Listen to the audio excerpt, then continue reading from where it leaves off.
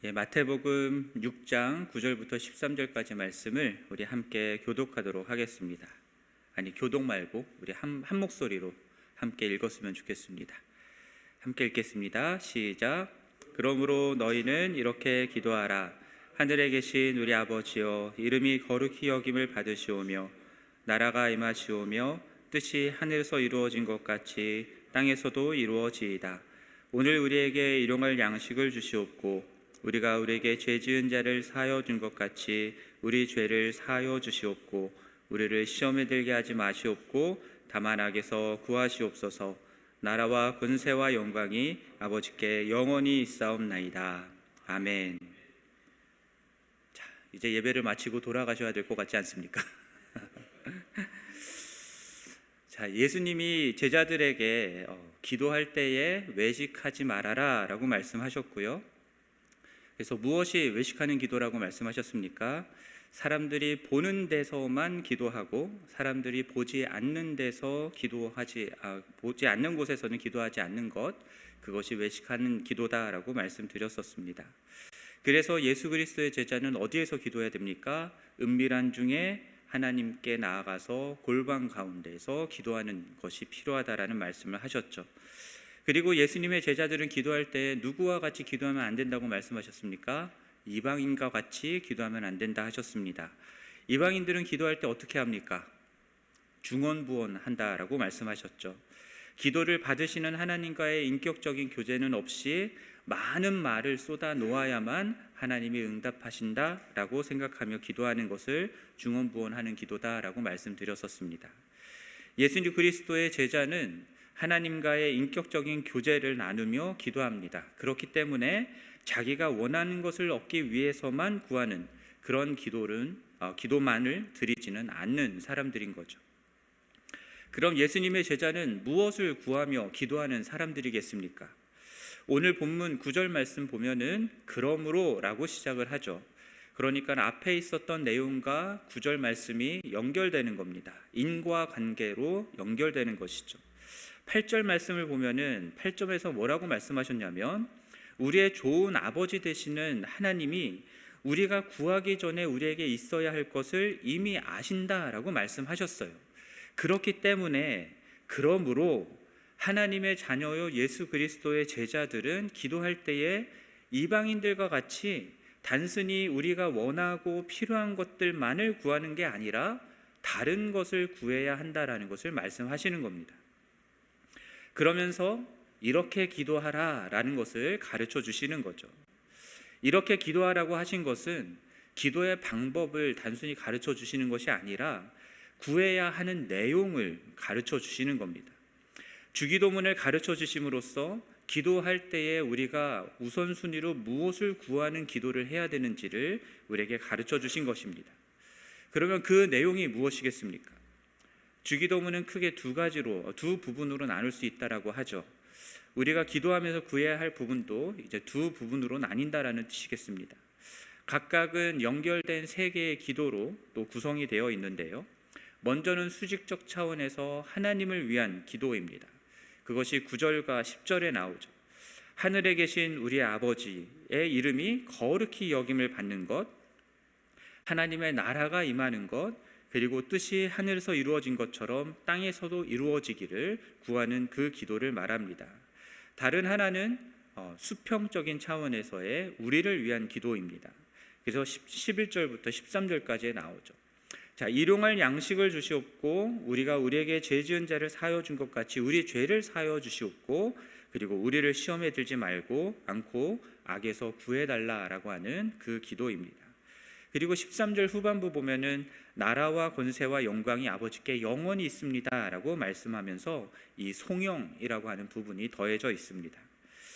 여러분, 예전에는 대개 나라와 권세와 영광이 아버지께 영원히 있습니다 라고 되어 있었잖아요. 대개라는 말이 있었는데 대개는 오늘날에는 잘 쓰이지 않는 고어입니다. 원래부터 본래라고 하는 의미를 가진 그러한 고어인데 영어 번역에서는 For thine is the kingdom에서 이 for라고 하는 왜냐하면이라고 하는 이 부분을 번역한 말입니다. 이것이 이제 개역 개정으로 바뀌면서 현대인들이 더 쉽게 이해할 수 있도록 잘 쓰이지 않는 고어인 대개를 빼고 저희가 주기도문을 외우고 있습니다. 그리고 여러분들의 성경을 보면은 그리고 이 송영이라고 하는 부분이 괄호가 쳐져 있는 것을 여러분 보실 수 있을 겁니다. 이 괄호가 무엇을 뜻하냐면 성경의 초기 사본, 가장 오래된 사본들에는 나오지 않는 내용이라는 겁니다. 후대에 추가된 내용이다라는 거죠. 초기 기독교가 공적인 기도로서 주기도문을 낭독하게 되었을 때쯤 유대인들의 기도문들은 거의 항상 송영으로 끝났었거든요. 그것이 관례적으로 되어 있었기 때문에 초기 기독교에서도 이러한 송영 부분을 주기도문에 넣었을 것이다라고 생각이 됩니다. 그리고 나중에 신약 성경의 본문에도 이것이 추가되었던 것으로 보이고요. 나중에 더해졌다고 해서 의미가 없는 것은 아니죠. 오래도록 교회가 이 송영 부분을 주기도문의 일부로 계속해서 기도해온 이유가 있는 것입니다. 송영의 내용이 주기도문에 나오는 내용과 일관되고 그리고 하나님의 속성을 잘 반영하고 있는 내용이기 때문인 것이죠. 그러한 내용으로 기도를 잘 마무리해 주는 부분이기 때문에 계속해서 이 송영을 붙여서 저희가 주기도문을 기도하고 있는 것입니다. 자, 이러한 주기도문의 전반부인 하나님을 위한 기도는 기원 전부터 기원 후가 초기까지 유대인의 회당에서 사용되었던 유대교의 카디시라고 하는 기도문의 내용과 유사한 면이 있습니다. 하나님의 이름이 찬미를 받고 거룩히 여김을 받기를 원합니다. 그분의 나라가 속히 임하기를 원합니다. 라는 이 내용이 담겨있는 카디시라는 유대인의 기도문이 있어요. 주기도문의 수질적 차원에 하나님을 위한 기도의 내용과 유사합니다. 그래서 이 주기도문의 내용이 1세기 유대인으로 회당의 기도문을 알고 계셨던 예수님이 당시에 정형화된 기도문을 이용하여서 유대인 제자들에게 이 기도를 가르친 것이다 라고 주장하는 학자들도 있습니다. 그런데 예수님은요, 수직적 차원의 하나님께만 초점을 맞추는 이 카디시에는 전혀 없는 수평적 차원에서의 우리를 위한 기도의 내용을 주기도문에 더하셨습니다. 이로써 예수님이 무엇을 우리들에게 가르쳐주고 말씀하기를 원하셨냐라고 생각이 드냐면, 이 기도 속에, 이 주기도문의 기도 속에 구약의 모든 성경을 2개의 계명, 하나님 사랑과 이웃 사랑으로 요약 정리하신 이 예수 그리스도의 핵심적인 가르침을 담아내신 것이죠. 그래서 예수 그리스도의 제자 공동체가 드리는 이 주기도문이라고 하는 기도는 하나님을 위한, 하나님을 향한 간구와 함께 이웃과의 관계에서 하나님을 향한 간구가 현실화되는 것임을 우리들에게 가르쳐 주고 있는 것이라 생각할 수 있습니다. 그래서 주기도문은 예수님이 이 땅에 오셔서 가르쳐 주시고 살아내셨던 이 하나님 나라의 복음을 예수 그리스도를 믿고 따르는 우리들의 삶의 우선순위로 뒤바꿔 버리는 매우 혁명적인 기도문인 것입니다. 그래서 이 기도문을 주기도문을 위험한 기도다라고도 말하곤 하죠. 왜냐하면 이 기도로 말미암아서 이 기도로 기도하는 제자 공동체는 이 기도의 내용대로 이 땅을 살아가야 할 책임과 역할이 있기 때문입니다. 그렇기 때문에 주기도문의 그 의미들을 생각하지 않고 마치 주기도문에서 기도를 빼고 주문을 외우는 것처럼 주기도문을 외우는 것은 바람직하지 않습니다. 주기도문에 담겨있는 그 의미 하나하나에 온 공동체가 함께 마음을 모아서 정말 그렇게 되기를 원하는 진실한 마음으로 기도해야 되고, 그것과 함께 기도와 함께 우리들의 삶으로 그 기도를 이루어내는 것이 필요한 것입니다. 그래서 앞으로 하나님을 위한 기도와 우리를 위한 기도 각각의 이 세 간구들을 순서대로 하나씩 살펴보려고 하는데요, 이것이 여러분과 제가 주기도문을 가르쳐 주신 주님의 뜻을 이 땅 가운데 이루는 참 제자 공동체로 세워지는 데에 도움이 되기를 간절히 소망합니다. 그럼 오늘 우리가 집중하고자 하는 주기도문의 파트는 무엇이냐면 그 시작에 나오는 하늘에 계신 우리 아버지입니다. 여러분, 기도의 시작은 무엇으로 합니까? 우리의 기도의 대상이 되시는 하나님을 부르는 것으로 시작하는 겁니다. 그 하나님을 예수님이 누구라고 가르쳐 줍니까? 아버지라고 가르쳐 주시는 겁니다. 구약 성경을 보면요, 하나님을 이스라엘의 아버지로 부르는 구절들이 있습니다. 예를 들면 신명기 32장 6절 말씀을 보면요, 하나님이 이스라엘을 지으신 아버지시다라고 말씀하세요.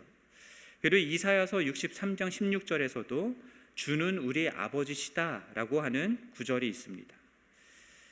그러나 예수님은요, 유대인들이 구약 성경을 통해서 하나님을 이스라엘의 민족적 차원의 아버지라고 불렀던 그것과는 전혀 다르게 예수님은 하나님을 매우 개인적이고 직접적인 나의 아버지로 부르고 계신 겁니다.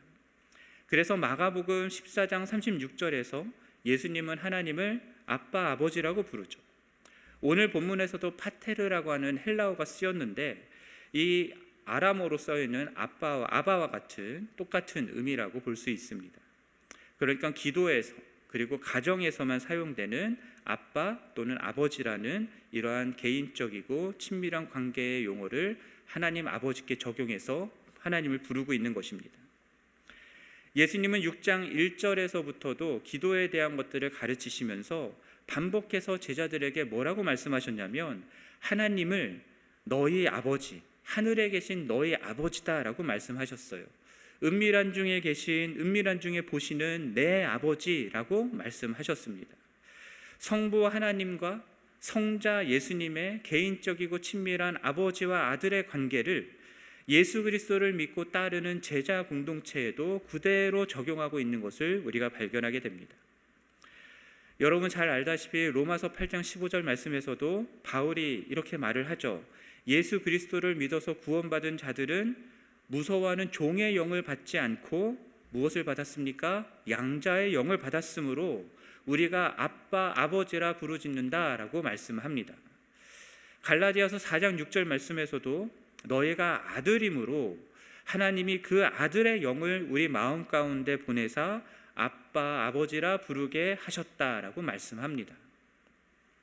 그러므로 이 주기도문은요, 예수 그리스도를 믿어서 성령을 받고 하나님을 아버지로 모신 자들이 할 수 있는 기도인 거예요.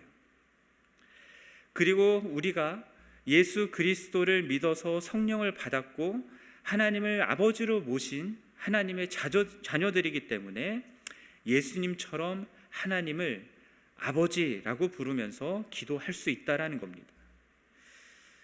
사실 이렇게 하나님을 우리가 아버지라 부르면서 기도할 수 있는 것은 전적으로 하나님의 은혜인 것이죠. 하나님이 우리와 같은 죄인을 당신의 양자로 삼아주셨기 때문에 가능한 일인 것입니다. 여러분, 김춘수의 꽃이라는 시 아시죠? 그 시가 이렇게 시작합니다. 내가 그의 이름을 불러주기 전에는 그는 다만 하나의 몸짓에 지나지 않았다. 내가 그의 이름을 불러주었을 때 그는 나에게로 와서 꽃이 되었다. 여러분, 우리가 하나님 아버지를 부르며 기도할 수 있다는 것은 하나님이 먼저 우리를 그 이름으로 아셨기 때문인 겁니다. 그리고 우리를 부르시는 것이죠. 그리고 우리도 그 하나님을 아버지라 부를 수 있는 것이고요. 그렇게 하나님은 우리 눈에 보이지 않는 하나님이시지만 우리를 부르고 계시고 우리 또한 그 하나님을 아버지라 부를 때에 그분은 우리에게 의미 있는 존재가 되는 것이고 우리 가운데 다가오시는 겁니다. 그리고 우리는 이미 그분에게 마주 의미 있는 존재인 것이죠. 당신의 아들 독생자 예수 그리스도를 내어주실 만큼 우리는 그분 앞에 의미 있는 존재로 나아갈 수 있는 것입니다. 그러므로 주기도문으로 기도하는 여러분과 저는 하나님을 아버지로 부르며 인격적이고 친밀한 교제로서의 기도를 하는데 있어서 다른 조건이 필요가 없는 거예요. 우리가 하나님의 은혜로 예수 그리스도를 믿어 구원을 얻었고 하나님의 자녀가 되었다면 그것으로 충분한 겁니다. 여러분은 언제 어디서든 하나님을 아버지라 부르며 기도할 수 있는 거예요.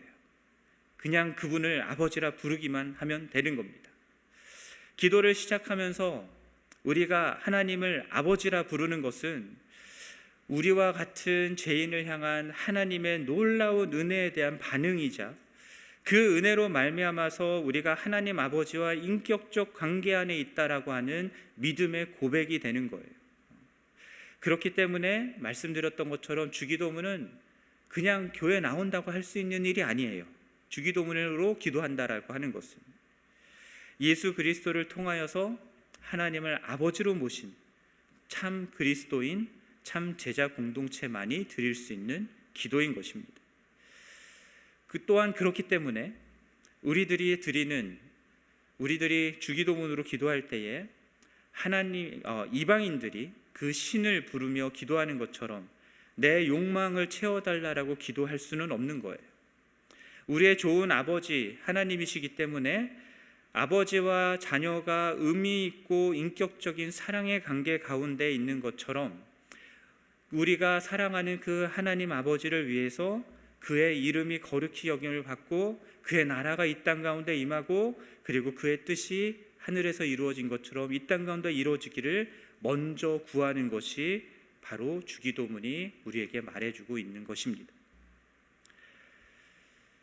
하나님이 좋은 아버지시다, 하나님이 아버지시다라고 해서 우리가 그분의 이름을 부르는 것으로 기도를 시작했다고 한다면, 하나님이 좋은 아버지이시기는 한데 근데 그분은 어디에 계신 하나님이십니까? 하늘에 계신 우리 아버지잖아요. 그분은 하늘에 계시다라고 말씀합니다. 우리가 기도하며 부르는 하나님 아버지는 하늘에 계신 분이세요. 그래서 하늘을 보면서 기도를 해야 되겠죠. 그렇죠, 여러분? 농담했는데 아무도 안 웃으시네요. 물리적인 하늘을 의미한다라기보다는 하나님이 계신 영역을 뜻하는 것으로 우리가 이해할 수 있습니다. 그런데 하나님이 계시지 않은 곳이 없잖아요. 그렇기 때문에 사실상 모든 곳에 계신 그 하나님을 부르는 것이다라고 할 수 있습니다. 그런데 중요한 것은 이것입니다. 우리는 어디에 있습니까? 땅에 있잖아요. 우리는 땅에 있습니다. 하나님은 근데 우리가 살아가는 땅, 곧 이 세상과는 전혀 다른 차원의 영역인 하늘에 계신 하나님이시면서 동시에 우리가 계신 그곳에 오셔서 우리가 살아가는 이 세상과는 전혀 다른 세상으로, 땅으로 우리를 변화시키는 일들을 하시는 분이십니다. 하늘에 계신 하나님은 우리 인간과는 차원이 다른 초월자이십니다. 우리가 범접할 수 없는 거룩하신 분이시고요, 유한한 생명을 가진 인간이 다 이해할 수 없는 영원하신 하나님이십니다. 시간과 공간을 초월하여서 어디든 계시고 모든 것을 아시고 모든 것을 하실 수 있는 하나님이십니다. 그래서 천지도 창조하셨고 한치의 오차도 없이 다스리시고 온 천지를, 온 세상을 공의로 심판하시는 하나님이신 거죠. 하늘에 계신 하나님이다라고 하는 것은 바로 그런 의미의 하나님인 것을 말하는 거예요. 이 땅에 발을 딛고 살아가는 우리 같은 인생은 다가갈 수도 없고, 그리고 이 하찮은 땅의 인간들에게는 아무 관심도 없는 분이셔야 하는데, 근데 그렇지 않다라는 거죠. 하늘에 계신 이 하나님이 우리 아버지이시기 때문입니다. 그래서 우주 넘어서 저 멀리에 계셔서 우리 인생에 전혀 관여하지 않을 것 같은 그런 하나님이신데, 하늘에 계신 하나님이신데 그분이 우리 삶에 관심이 없지가 않으세요. 우리의 좋은 아버지셔서 우리가 구하기도 전에 우리에게 있어야 할 것이 무엇인지를 다 아시고 그만큼 우리 인생에 관심이 많으시고 우리의 삶 또한 관여하기를 원하시는 하나님이다라는 겁니다. 그래서 세상과 인간을 창조하셨을 때 하나님이 어떻게 하셨습니까?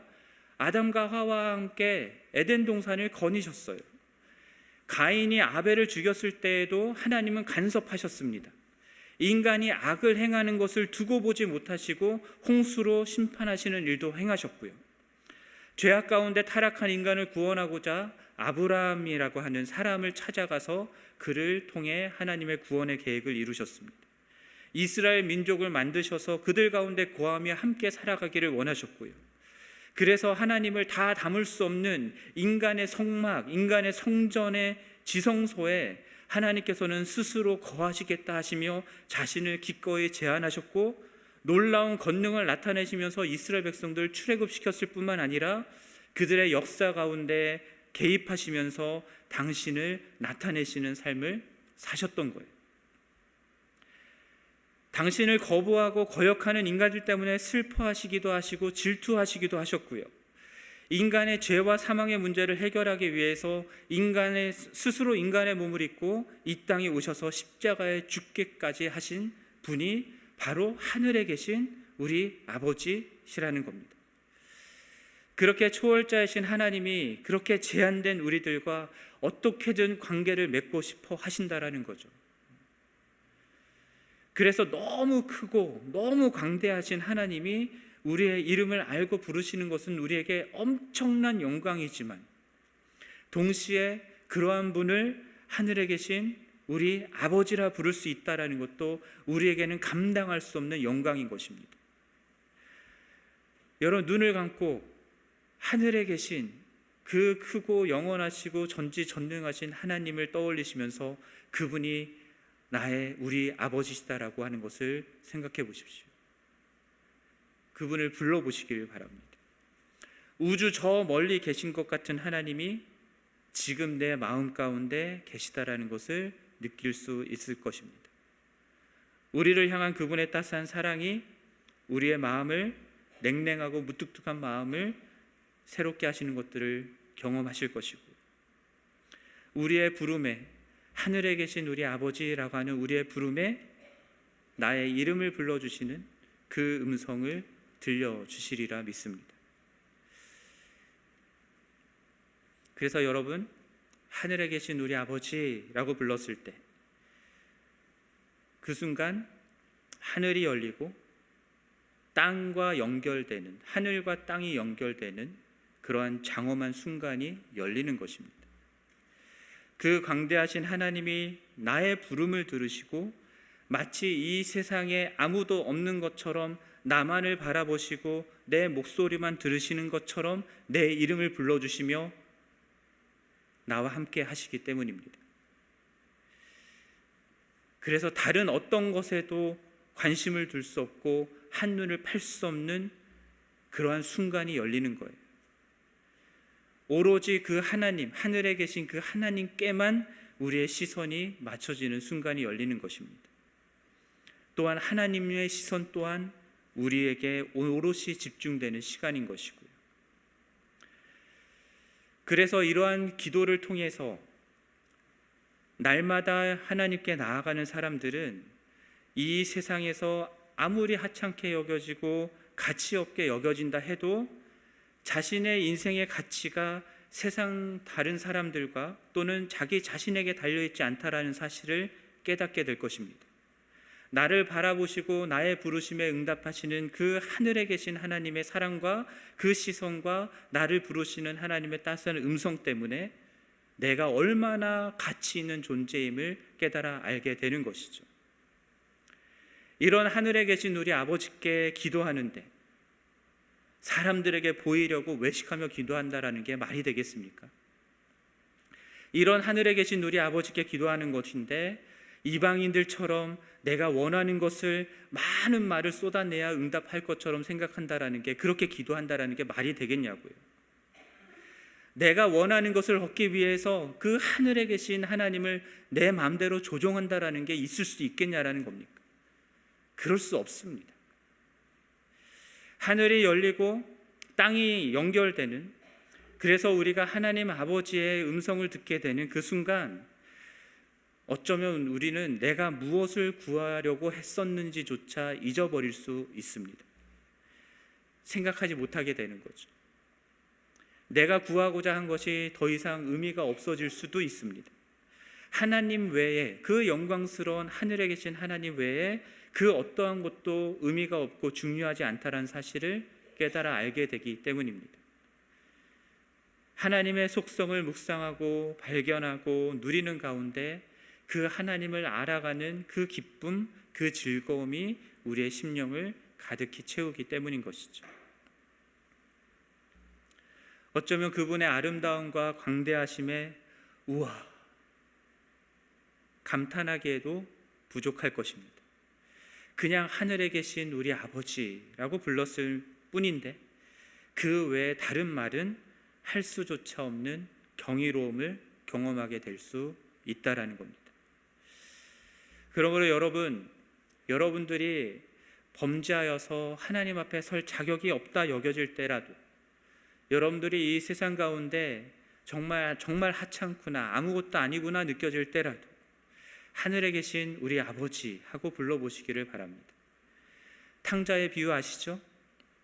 아버지를 떠나 아버지께 받은 재산을 다 탕진하고 염치 없이 돌아온 탕자를 아버지는 멀리서부터 달려가 안아주시고 입맞추시고 그를 위하여 잔치를 벌여주십니다. 여러분들이 아무리 염치 없다 하더라도 하늘에 계신 우리 아버지를 부르기만 하면 우리 하늘 아버지는 한 걸음에 달려와 여러분을 품에 안아주실 것이고 여러분들 깨끗이 씻어주실 것이고 새롭게 해주실 것입니다. 그리고 이 세상의 어떤 존재보다 존귀한 존재로 여러분들을 바라보실 것이고요. 이렇게 기도라고 하는 것은 하늘에 계신 우리의 아버지를 부르는 것으로 시작하는 겁니다. 멋진 미사여구를 꾸며가지고 기도하는 시작하는 게 아니라, 마음에도 없는 말들을 늘어놓는 것이 아니라 진실한 마음으로 우리를 사랑하시고 용납하시고 안아주시는 하늘에 계신 우리 아버지를 조용히 부르면서 시작하는 거예요. 하늘에 계신 우리 아버지라고 부를 때 일어나는 일들에 대해서 길게 말씀을 드렸는데, 여러분들도 하나님 아버지를 부를 때에 이러한 일들을 경험하셨으리라 믿습니다. 혹 하나님을 불러도 아무것도 경험하지 못하고 느끼지 못한 그런 일들이 있다면 거기에는 이유가 있을 수 있습니다. 많은 경우 우리가 하나님을 잘 몰라서 그렇습니다.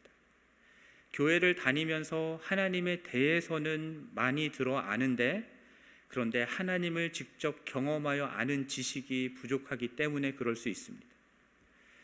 하나님을 직접 경험하여 아는 지식이 부족한 이유는 하나님을 들어서 알고 보아서 알지만 그 하나님을 믿지 않아서일 수 있습니다.